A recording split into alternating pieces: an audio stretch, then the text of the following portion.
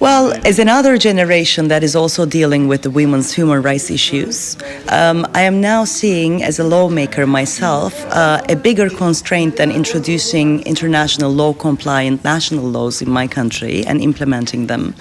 And that is the resistance of tradition. So I believe that as parliamentarians, female politicians, now we need to focus more on educational campaigns while introducing the laws in parallel to that. Because what do you do when you introduce a law? The society perceives it as a shot from the space, from another universe, and it doesn't culturally transform a value.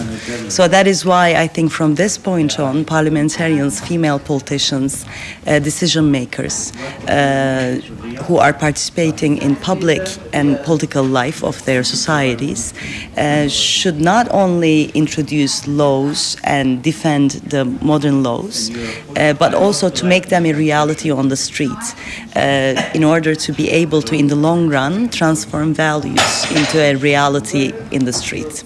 The struggle that we have in common, especially in the cultural transformation that we need to focus on, it can be summarized in three categories. One is our common struggle against the prejudices and traditions that are putting women under oppression. Second is our common struggle against the obstacles that is putting barriers for women to take a more active role in economic life with more qualified jobs.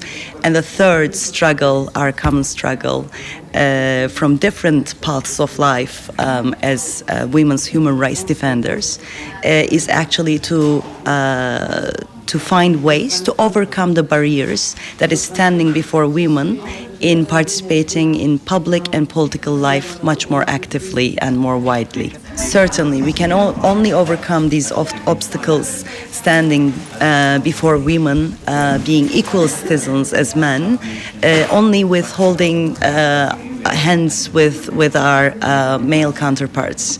And we can only do that with also educating our men and our boys. Our simple test paper is basically girls and boys being equally taking a part from the preschooling until university education and studying together without any antagonism between the two genders.